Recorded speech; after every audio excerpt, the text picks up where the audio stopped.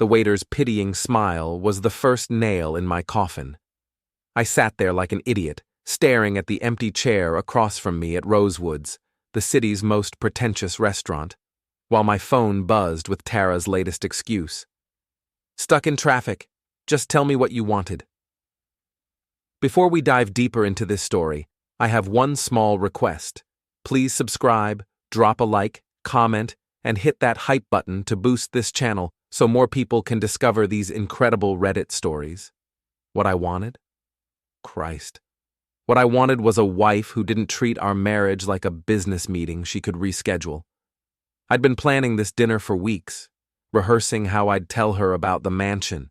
The goddamn mansion I'd just closed on. $3 million of Georgian colonial perfection, complete with marble foyers and a wine cellar that cost more than most people's houses. "Sir, would you like to order for the table?" The waiter hovered, probably calculating his tip disappointment. "Just bring me the lobster and a double whiskey. Make it the good stuff."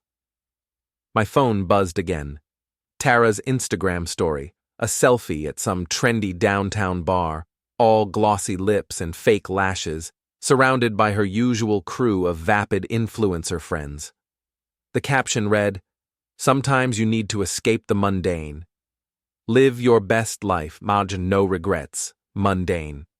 That's what 38 years of clawing my way up from a 2-bedroom rental in the factory district had earned me. Mundane. I knocked back the whiskey and watched other couples laugh over their overpriced steaks. The irony wasn't lost on me. I could buy this place twice over, but I couldn't buy my wife's attention for 2 hours. My phone rang. Mason. How'd she take the mansion news? My best friend's voice carried that cautious tone he used when he knew the answer wouldn't be good. She didn't show. Jesus, Julian. What's her excuse this time? Traffic. I signaled for another whiskey, though apparently the traffic flows pretty freely to whatever bar she's posting from. Mason was quiet for a moment. He'd been a cop for 15 years before opening his gym, and he had that sixth sense about trouble brewing. "You want some advice?" "Shoot." "Check your credit card statements. Tonight." The line went silent, leaving me with a half-eaten lobster and a growing knot in my stomach. I paid the check, $200 for a meal I barely touched, and drove home through the actual traffic Tara had supposedly been stuck in. Our house sat in Riverside Heights, the kind of neighborhood where everyone pretended their marriages were perfect and their teenagers weren't doing cocaine in the pool house. I'd bought it 5 years ago when Tara's lifestyle blog started taking off, back when I thought her ambition was charming instead of consuming. The house was dark when I pulled into the driveway. Tara's white BMW was missing, which meant she was still out networking or whatever she called her nightly social media obligations. I poured myself another whiskey, a habit I'd picked up somewhere between my wife's first 100,000 followers and her complete loss of interest in our actual life, and fired up my laptop. Mason's suggestion echoed in my head as I logged into our joint account. The charges told a story I didn't want to read.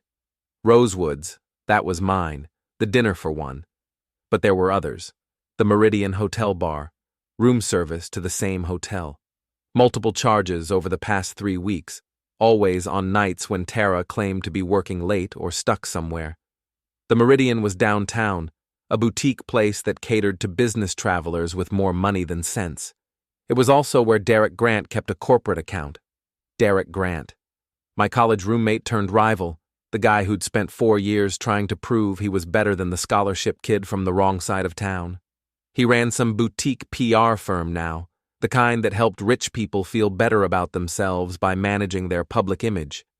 I'd seen him at Tara's events lately, always hovering around her with that practiced smile and expensive cologne. She'd introduced him as a potential business partner, someone who could help take her brand to the next level. Apparently, he was taking more than her brand. My phone buzzed with a text from an unknown number. "Thought you should see this." Attached were 3 photos, Tara and Derek at the Meridian's bar, his hand on her thigh.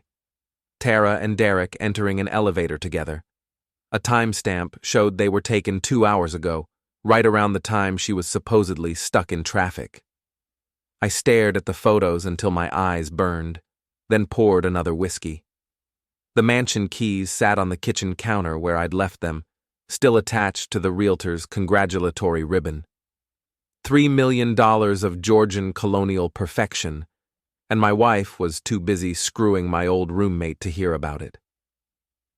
The front door opened around midnight.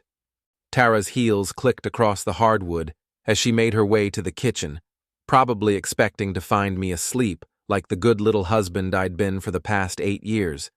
Instead, she found me sitting at the island with my laptop open and her credit card charges displayed in neat columns. "Julian, what are you doing up?" She looked genuinely surprised, which might have been the most insulting part of all this. "Waiting for traffic to clear up." I turned the laptop toward her. Funny thing about traffic, it doesn't usually require a hotel room. Her face went through several expressions: surprise, calculation, defiance, before settling on the patronizing smile she used on difficult sponsors. "I can explain." "I'm sure you can. You've always been creative." She set down her purse and moved toward me, probably planning to deploy the same charm that had built her social media empire. "Julian, you're being paranoid. Derek and I were discussing business opportunities." "In a hotel room?" "We had drinks first, then went upstairs to his suite to review some contracts. It's not what you think." I pulled out my phone and showed her the photos. Her face went pale beneath the Instagram-perfect contouring. "Who sent you those?" "Does it matter?" I closed the laptop and stood up. "The question is, how long has this been going on?" She straightened her shoulders, and I saw the exact moment she decided to go on the offensive. "You want to know the truth, Julian? Fine. Derek makes me feel alive. He sees potential in me that goes beyond this suburban housewife act you want me to play."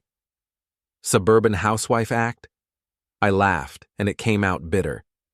"Tara, I just bought us a $3 million mansion. I was going to surprise you tonight before you got stuck in traffic." For a split second, she looked genuinely shocked. Then her expression hardened. "You bought what?" "The Morrison estate. You know, the one you've been posting pictures of for the past 6 months, talking about how it's your dream house." She was quiet for a long moment, processing this information. When she spoke again, her voice was cold. "You should have consulted me first. We're supposed to be partners." "Partners?" I repeated the word like it was foreign. "When was the last time we were partners in anything that didn't involve your brand?" "Everything I do is for us, Julian. For our future." "Our future? Or your follower count?" She turned away from me, staring out the window at the neighbor's perfectly manicured lawn. "You don't understand the pressure I'm under, the constant need to create content, to stay relevant. Derek gets that world. Derek gets a lot of things, apparently." "Don't be crude." "Crude?" I felt something snap inside me.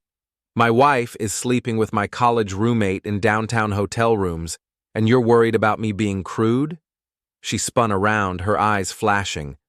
"You want to know what's crude, Julian? It's coming home to the same boring routine every night. It's having a husband who thinks buying things is the same as building a life. Derek and I connect on a level you couldn't understand." "Then maybe you should be with Derek." The words hung in the air between us like a challenge. Tara's mouth opened slightly as if she hadn't expected me to call her bluff. "Maybe I should," she said finally. I nodded slowly. "Then we understand each other." I walked past her toward the stairs, then paused. "Oh, and Tara, the mansion? It's in my mother's name. So when you're figuring out your future with Derek, you might want to factor that into your calculations." Her sharp intake of breath followed me up the stairs, but I didn't look back. I had planning to do. Mrs. Pettigrew was pruning her roses when I left for the gym the next morning, which meant she'd been watching my house since dawn. Our 70-year-old neighbor had elevated nosiness to an art form, and I could practically see her ears perking up as I loaded my gym bag into the truck. "Morning, Julian," she called out, wielding her pruning shears like a weapon. "Tara left quite early today. I hope everything's all right." "Everything's perfect, Mrs. Pettigrew. Just perfect." She gave me that knowing look that suggested she'd heard more of last night's conversation than I'd prefer, but I was past caring about appearances. Let the whole neighborhood know that Tara Winslow Hayes was a cheating snake. It might save some other poor bastard the trouble of figuring it out the hard way. Mason's gym sat in the old industrial district, a converted warehouse that smelled like sweat and honest work. It was my sanctuary, the one place in my carefully constructed life that hadn't been infected by Tara's social media empire. I found Mason in his office, going over membership files with the focus of a man who'd spent years analyzing crime scenes. "You look like hell," he said without looking up. "Feel worse." I dropped into the chair across from his desk. "You were right about the credit cards." "How bad?" "Hotel rooms, multiple times, with Derek Grant." Mason's pen stopped moving. "Derek Grant? That pretentious asshole from college?" "The very same." "Jesus, Julian. What are you going to do?" I'd been thinking about that all night, lying in the guest room while Tara packed a bag in our bedroom. She'd left before I got up, probably to run crying to Derek about her cruel husband who'd discovered her affair. "I'm going to destroy them both." Mason finally looked up. "Define destroy." "Legally, publicly, completely." I leaned forward. "You know what Tara values more than anything? Her reputation, her brand, her precious social media empire. Derek's the same way. His whole business depends on his image as a respectable family man. His wife doesn't know? Not yet, but she will." Mason set down his pen and studied me with those cop eyes that had interrogated hundreds of suspects. "What do you need from me?" "Advice, and maybe some help with the technical stuff." "I'm listening." I pulled out my phone and showed him Tara's Instagram account. "She has 200,000 followers. They think she's the perfect wife, living the perfect life. What happens when they find out the truth?"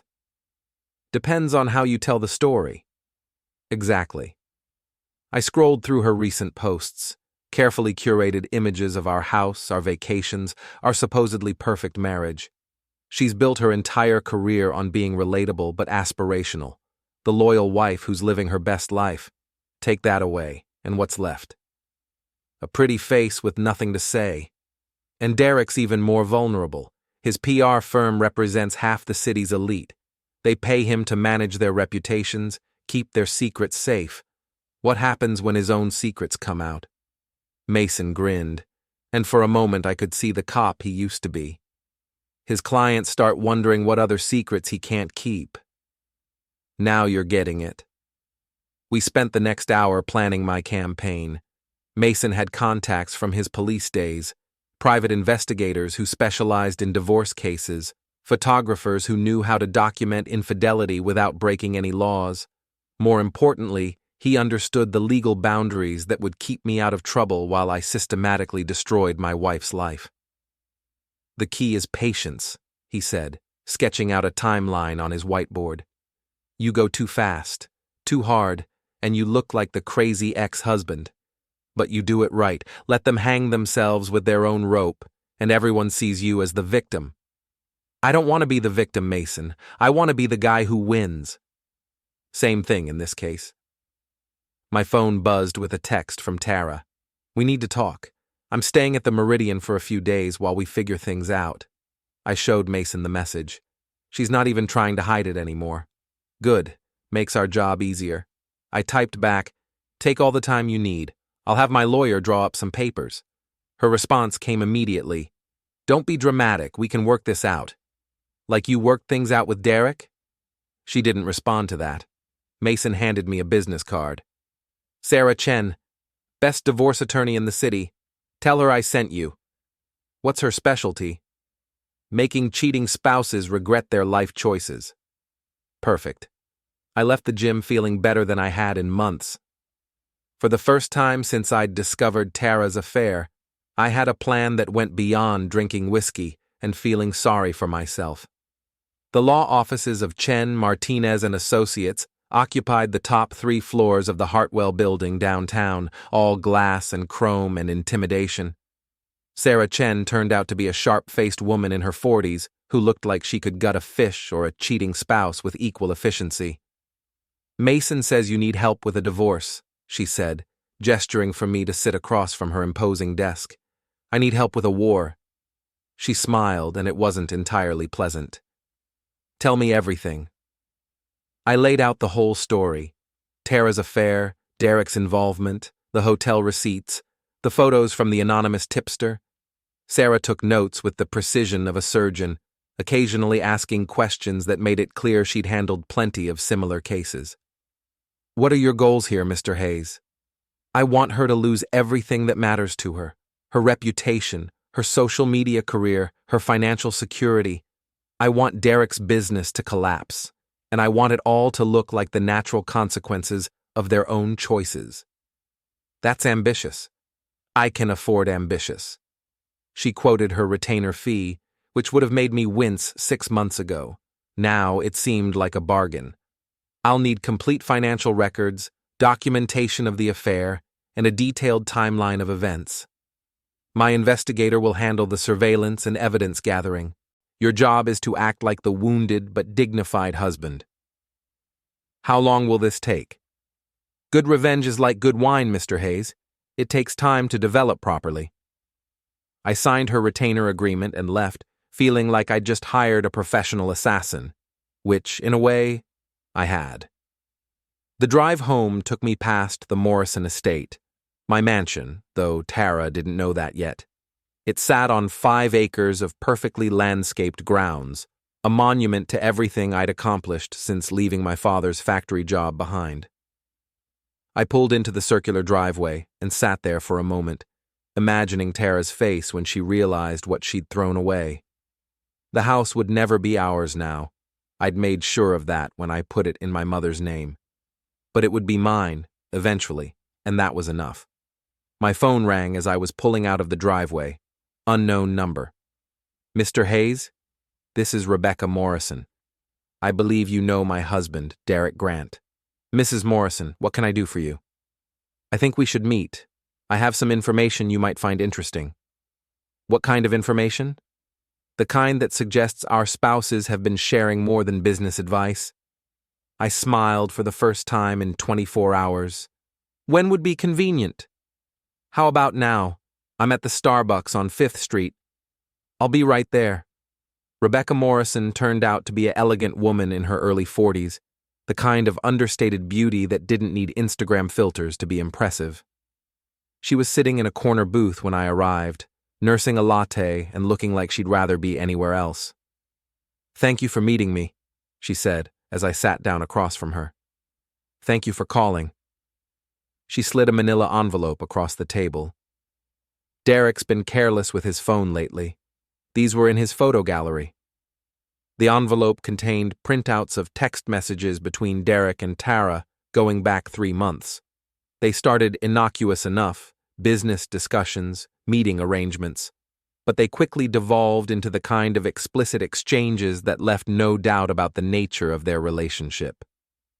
"Jesus," I muttered, reading through Derek's detailed descriptions of what he wanted to do to my wife. "There's more," Rebecca said quietly. "He's been using our joint credit card for the hotel rooms. I have all the receipts." "Why are you showing me this?" Her laugh was bitter. "Because I'm tired of being married to a man who thinks I'm stupid. Derek's been cheating for years, but he's always been discreet about it. Your wife made him sloppy." "What do you want from me?" "I want him destroyed. Professionally, financially, socially. I want him to lose everything he values, the same way he's been destroying our marriage." I studied her face, looking for signs of instability or hidden agendas. What I saw was cold, calculating anger, the same thing I'd been feeling since last night. "I think we can help each other," I said finally. "I was hoping you'd say that." We spent the next hour comparing notes and coordinating our attacks.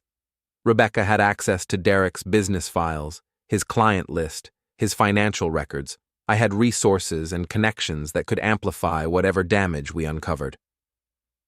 "There's something else," she said as we prepared to leave. "Derek's been embezzling from his business account. Small amounts, but consistent. I think he's been funding his affairs with company money. Can you prove it? Give me a week." I walked back to my truck feeling like I'd just recruited a very dangerous ally.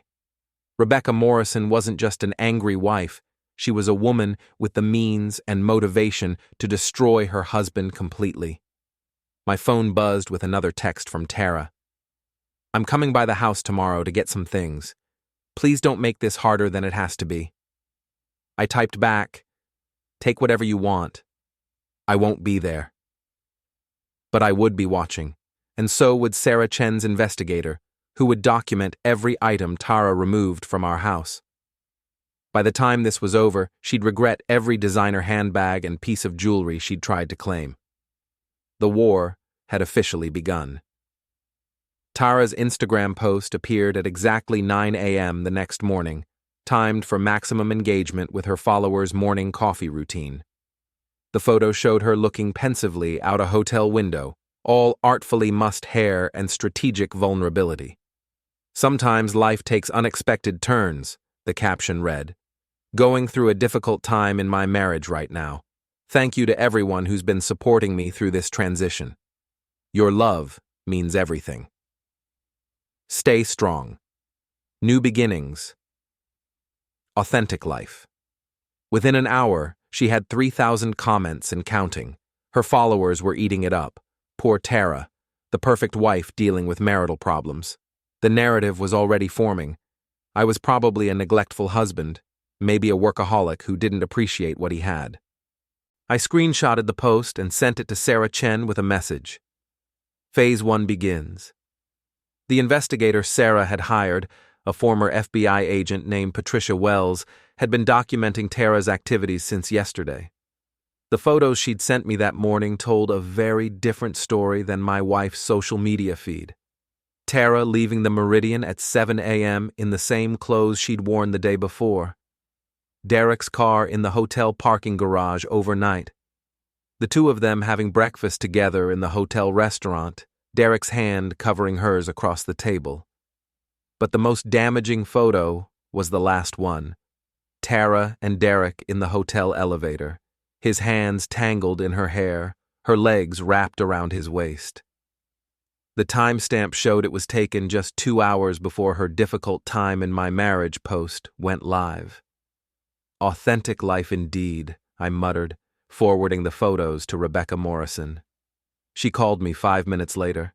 "These are perfect. I'm filing for divorce this afternoon." "What about the embezzlement evidence?" "I found something better. Derek's been using company funds to pay for more than just hotel rooms. There's a jewelry purchase from last month, a $5,000 necklace that I've never seen. Want to bet your wife has?" I pulled up Tara's Instagram and scrolled back through her recent posts. There it was, 2 weeks ago. A close-up selfie showcasing a delicate diamond necklace with the caption, "Treating myself. Sometimes you have to celebrate the little victories. Self-love Joshua blessed." "Found it," I told Rebecca. She posted about it on Instagram. "Perfect. I'm sending all of this to Derek's business partners today. Let's see how they feel about their company credit card being used to buy jewelry for his mistress." The beauty of our plan was its simplicity. We weren't doing anything illegal or even particularly underhanded. We were just making sure the right people had access to the right information at the right time.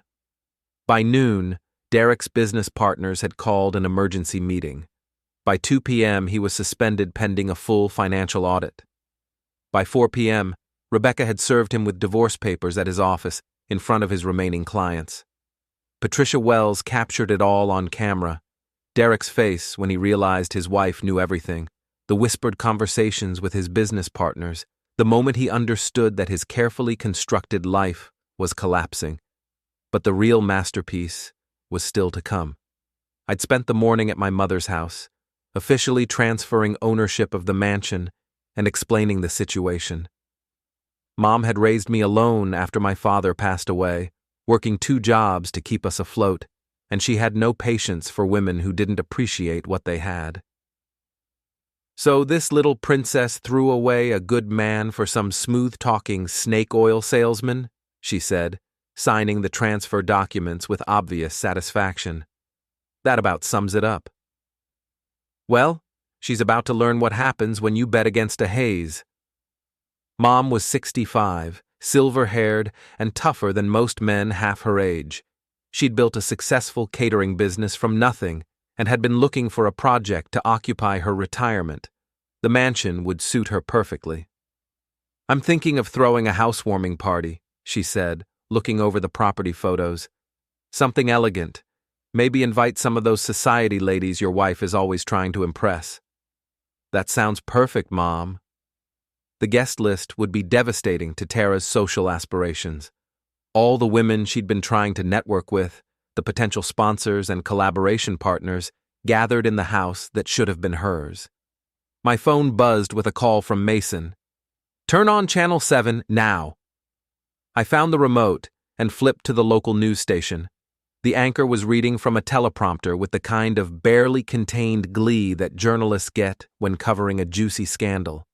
In business news, Grant Communications, one of the city's premier public relations firms, is facing serious allegations of financial impropriety. Sources close to the company say that founding partner Derek Grant has been suspended following the discovery of unauthorized expenditures from company accounts.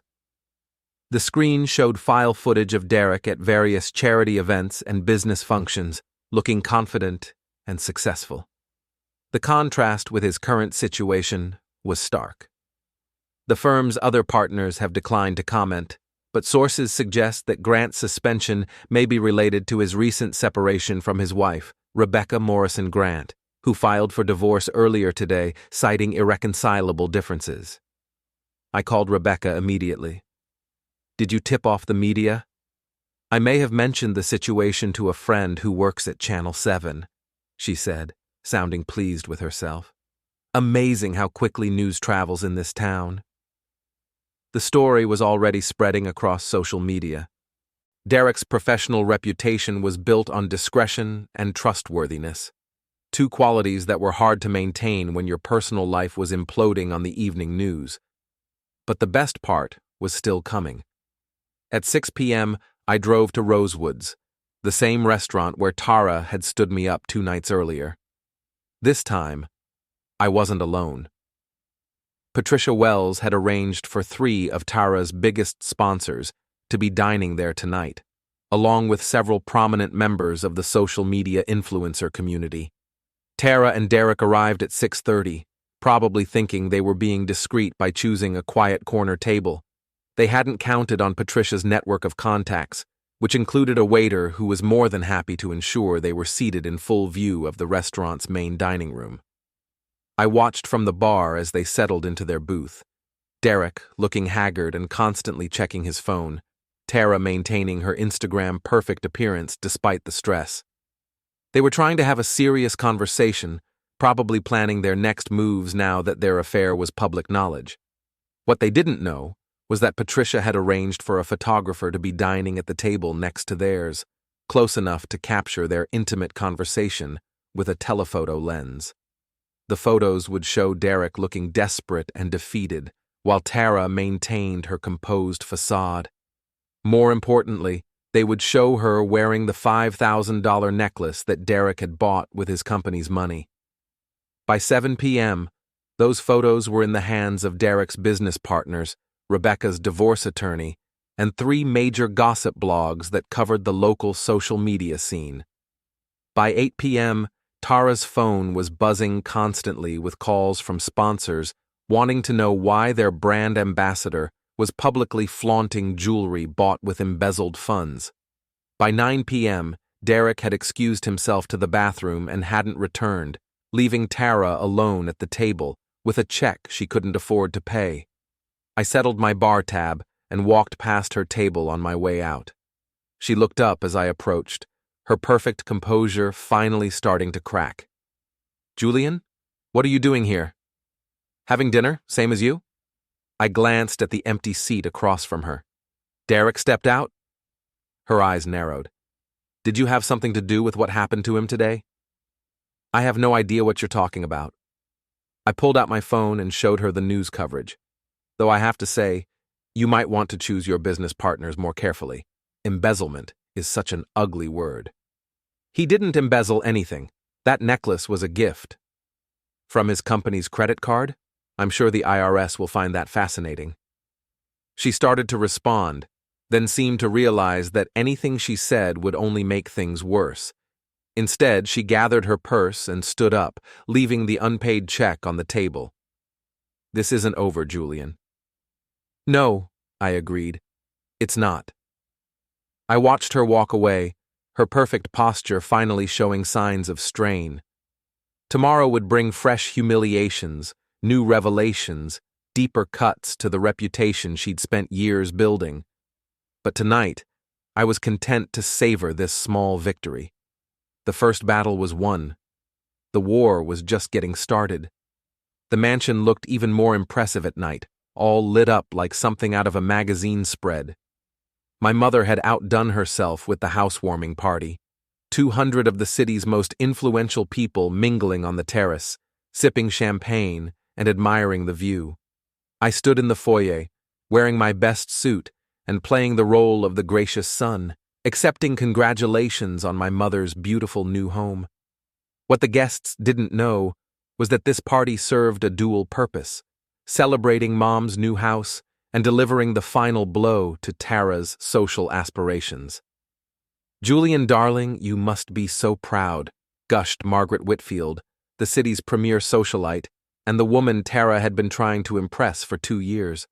"Your mother has such exquisite taste." "She does indeed. It's exactly the kind of house she deserves."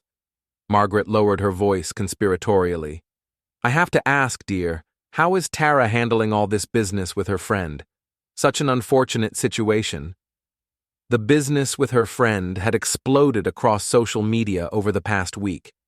Derek's embezzlement scandal had made the front page of the business section, complete with details about the jewelry purchases and hotel expenses. Tara's connection to the story had cost her 3 major sponsorships and counting. "Tara's handling it as well as can be expected," I said diplomatically. "These things have a way of working themselves out." What I didn't mention was that these things were getting a lot of help from Rebecca Morrison and me. Derek's business had officially collapsed yesterday when his remaining partners bought him out for a fraction of what his stake had been worth. His client list had evaporated as companies distanced themselves from the scandal. Meanwhile, Tara's influencer career was imploding in real time. Her follower count had dropped by 30,000 as the details of her affair became public. The brands that had once competed for her endorsement were now avoiding her like toxic waste. "Julian," Patricia Wells appeared at my elbow, looking elegant in a black cocktail dress that disguised her true profession. "Your mother would like to see you in the study." I excused myself from Margaret and followed Patricia through the crowd. The study was a masculine room with leather furniture and built-in bookshelves, the kind of space that suggested serious money and old-fashioned values. Mom was waiting inside with Rebecca Morrison and Sarah Chen. The 3 women looked like they were planning either a charity fundraiser or a military coup. "How's our guest of honor?" Mom asked, gesturing toward the terrace where the party continued. Blissfully unaware that half her target demographic is here tonight, being entertained in the house that should have been hers. "Speaking of which," Sarah said, pulling out a tablet, "we have some interesting developments to discuss." The tablet showed Tara's latest Instagram post, uploaded just an hour ago. The photo was a carefully staged shot of her in what appeared to be a luxury apartment, with the caption, "New chapter, new opportunities, excited to share what's coming next. Blessed, new beginnings, grateful." "She's trying to rebrand," Rebecca observed. "Make it look like leaving you was her choice, part of some grand plan for self-improvement." "Where was this taken?" I asked, studying the background details. Patricia smiled. Derek's new studio apartment. He's been subletting from a friend since Rebecca kicked him out. It's about 800 square feet and costs more per month than most people make. So they're both broke and trying to pretend otherwise on social media. Gets better, Sarah said, swiping to the next screen. Tara's been reaching out to divorce attorneys, shopping around for someone who'll take her case on contingency. She seems to think she's entitled to half your assets. I laughed. Based on what? We had a prenup, and she's the one who committed adultery. That's what every lawyer she's contacted has told her. Apparently, she's not taking it well. The prenup had been Sarah's idea when Tara and I got married. At the time, Tara had signed it without complaint, confident that our marriage would last forever. Now it was the document that would ensure she left our marriage with exactly what she'd brought to it. Nothing but her social media following and her rapidly declining reputation. There's one more thing, Patricia said, pulling out her phone. We may have a problem. The video she showed me was grainy security footage from the hotel where Derek had been staying. It showed Tara entering the building, but the timestamp was from this afternoon, hours after Derek had been evicted for non-payment. She's been trying to contact him, but he's not responding. Word is he's planning to leave town, maybe head to California where his ex-wife lives. He's abandoning her? Looks that way. His business is gone, his reputation is destroyed, and his divorce is going to cost him whatever assets he has left. Tara's become a liability he can't afford. I felt a moment of something that might have been sympathy for my wife, then remembered the hotel receipts and explicit text messages. What's she doing for money? Credit cards, mostly. But those are maxed out. She's been trying to monetize her social media drama, but the engagement numbers are terrible. Turns out people love a scandal, but they don't want to buy products from the person at the center of it. The party was winding down by the time I returned to the terrace.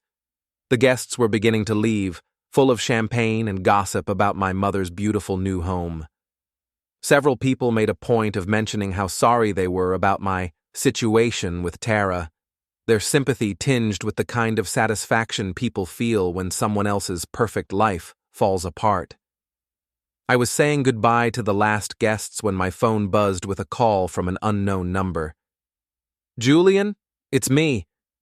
Tara's voice sounded different, smaller, less confident than the woman who'd dismissed our marriage as mundane just a week ago. What do you want, Tara? I want to come home. I walked to the edge of the terrace, looking out over the city lights. Somewhere down there, my wife was sitting in a cheap apartment, calling the husband she'd betrayed because she'd finally realized what she'd thrown away. This isn't your home anymore. Please, Julian. I made a mistake. A terrible mistake. But we can work through this. Like we worked through your affair with Derek? She was quiet for a long moment. Derek's gone. He left town this morning without even saying goodbye. I know how this looks, but I swear to you, it wasn't about the money or the status. I was confused, and he took advantage of that. Confused about what? About what I wanted, about who I was. I got caught up in all the social media bullshit and lost sight of what really mattered. It was a good speech, probably rehearsed, but it was about 6 months too late. What really mattered, Tara? When was the last time you cared about anything that wasn't related to your follower count? That's not fair. Isn't it? When was the last time we had dinner together without you posting about it? When was the last time we had a conversation that didn't revolve around your brand? She started crying, which might have moved me a week ago. Now it just sounded like another performance for an audience of one. I can change, Julian. I can be the wife you deserve. The wife I deserved wouldn't have slept with my college roommate in a downtown hotel. The words hung in the air between us, harsh and final. When she spoke again, her voice had changed, the tears replaced by something harder. You bastard. You orchestrated all of this, didn't you?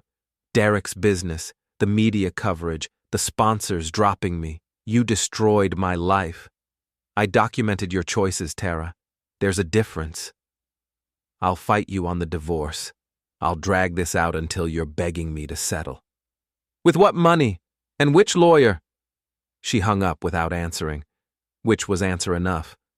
I stood on the terrace for a while longer, thinking about the woman I'd married 8 years ago.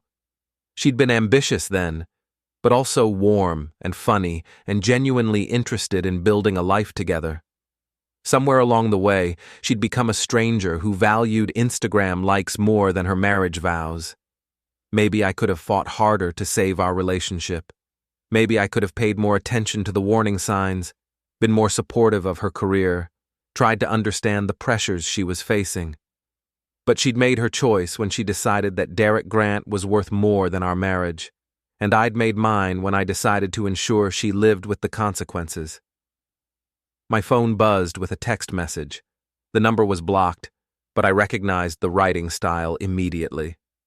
You think you've won, but this isn't over. I know things about your business that could ruin you. Back off, or I'll make sure everyone knows what kind of man you really are. I screenshotted the message and forwarded it to Sarah Chen.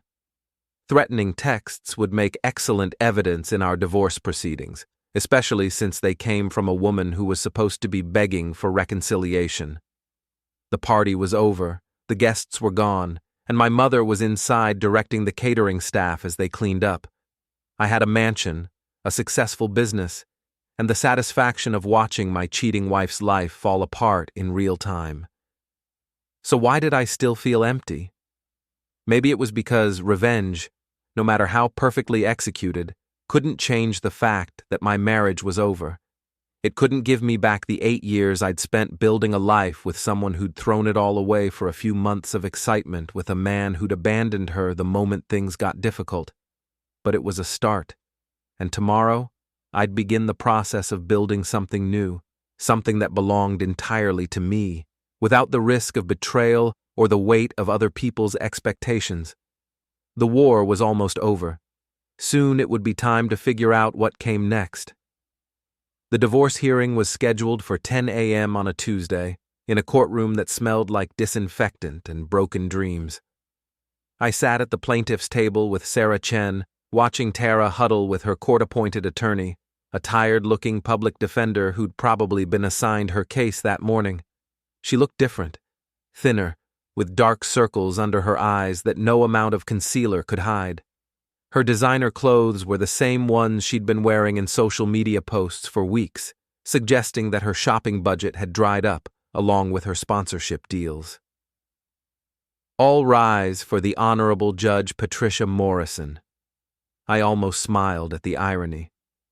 Judge Morrison, no relation to Rebecca, despite the shared surname, was known for her no-nonsense approach to divorce cases and her particular disdain for adultery. Be seated. We're here today for the matter of Hayes versus Hayes. Counsel, are you ready to proceed? Sarah stood up, every inch the professional assassin in her tailored suit. Ready, Your Honor. Tara's lawyer looked like he'd rather be anywhere else. Ready, Your Honor. The next hour was a systematic dismantling of every argument Tara's legal team could muster. Sarah presented the evidence methodically: hotel receipts, credit card statements, text messages, photographs. The affair was documented in excruciating detail, leaving no room for denial or alternative explanations. Your Honor, Tara's lawyer said during his cross-examination, my client acknowledges that mistakes were made in this marriage. However, she contends that Mr. Hayes's vindictive behavior following the discovery of her indiscretion demonstrates a pattern of emotional abuse that contributed to the breakdown of their relationship. It was a desperate argument, and Judge Morrison's expression suggested she wasn't buying it. Can you provide documentation of this alleged emotional abuse? The judge asked. Well, Your Honor, Mr. Hayes systematically destroyed my client's business relationships and social media presence in what can only be described as a campaign of harassment. Sarah stood up. Objection, Your Honor. Mr. Hayes documented evidence of adultery and shared that evidence with relevant parties, including the spouse of Mrs. Hayes's paramour and the business partners of the man who was embezzling company funds to finance the affair. These were not acts of harassment, but of legitimate disclosure. Sustained. Counsel, do you have any actual evidence of abuse, or are you simply arguing that consequences constitute harassment? Tara's lawyer sat down without answering. The property division was even more straightforward. The prenup was ironclad, and Tara's adultery voided any claims she might have had to assets acquired during the marriage. She would leave with her personal belongings, her car, which was financed and underwater, and whatever remained of her social media empire. Mrs. Hayes, do you have anything you'd like to say before I render my decision? Judge Morrison asked. Tara stood up, swaying slightly. I wondered if she'd been drinking, or if it was just the weight of everything crashing down on her at once. Your Honor, I know I made mistakes. I know I hurt my husband and violated our marriage vows. But Julian isn't the innocent victim he's pretending to be. He's cold and calculating and vindictive. He destroyed my life, not because he loved me, but because he couldn't stand the idea of losing control. She turned to look at me directly for the first time since entering the courtroom. You want to know what kind of man Julian Hayes really is? He's the kind of man who would rather destroy someone than forgive them. He's the kind of man who sees revenge as justice and cruelty as strength. Her voice broke on the last words, and for a moment I saw a flash of the woman I'd married, vulnerable and lost, and genuinely sorry for the pain she'd caused. Then the moment passed, and she was just another cheating spouse trying to blame her victim for the consequences of her choices. Thank you, Mrs. Hayes, Judge Morrison said dryly. Mr. Hayes, would you like to respond? I stood up, feeling the weight of everyone's attention. This was my moment to deliver the crushing final blow, to articulate exactly why Tara deserved everything that had happened to her. Instead, I found myself thinking about the empty mansion, the successful business that felt hollow without someone to share it with, the perfect revenge that had left me feeling like a stranger to myself. No, Your Honor, I think the evidence speaks for itself. Judge Morrison nodded and spent the next 10 minutes delivering a decision that was never in doubt. The marriage was dissolved, the property division stood as outlined in the prenup, and Tara was ordered to remove her belongings from our former home within 30 days. It was over. Sarah shook my hand outside the courthouse, looking satisfied with her work.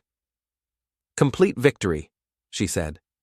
Mrs. Hayes will be lucky if she can afford a studio apartment after this. What happens to her now? Not your problem anymore. Sarah packed her briefcase with the efficiency of someone who'd destroyed dozens of marriages. She made her choices. Now she gets to live with them. I drove home through the city center, past the Meridian Hotel where this had all started, past Derek's former office building with its for lease signs in the windows. The local news had moved on to other scandals, but the internet never forgets. Tara's affair and Derek's embezzlement would follow them forever, a digital scarlet letter that would make rebuilding their lives nearly impossible.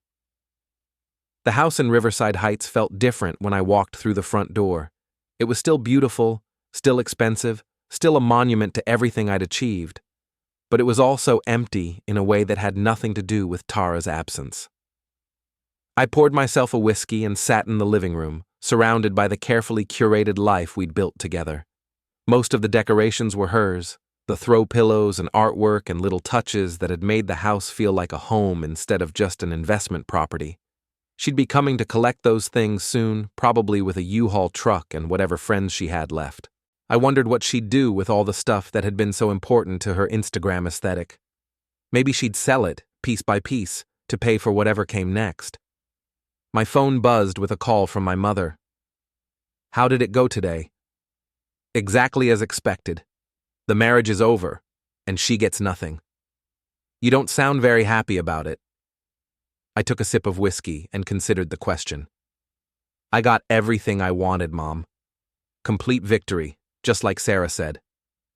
But I keep thinking about something Tara said in court, about me being cold and calculating and vindictive. Mom was quiet for a moment. Do you think she was right? I think she was probably more right than I want to admit. Julian, honey, what that woman did to you was unforgivable. She betrayed your trust, humiliated you publicly, and threw away 8 years of marriage for a few months of excitement with a man who abandoned her the moment things got difficult. You had every right to protect yourself. Protect myself, sure. But what I did went way beyond protection. I systematically destroyed her life, piece by piece, and I enjoyed every minute of it. She destroyed her own life when she decided to cheat on her husband. Did she? Or did I just make sure the consequences were as devastating as possible? I could hear Mom moving around her kitchen, probably preparing dinner in the mansion that should have been Tara's dream home. What's done is done, Julian. The question is what you do next. I have no idea. Then maybe it's time to figure that out. After we hung up, I walked through the house one more time, seeing it through different eyes. This was my life now. Successful, wealthy, completely vindicated, and utterly alone. I'd won the war, but I wasn't sure what I'd actually gained in the process. 3 days later, I was working in my home office when I heard a truck pull into the driveway.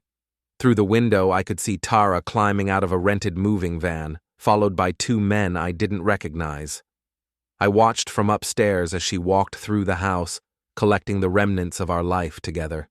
She moved efficiently, without sentiment, packing 8 years of marriage into cardboard boxes with the same precision she'd once used to curate her Instagram posts.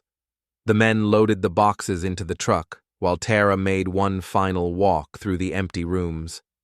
She paused in the living room, looking around at the space we'd shared for so long, and for a moment her composure cracked.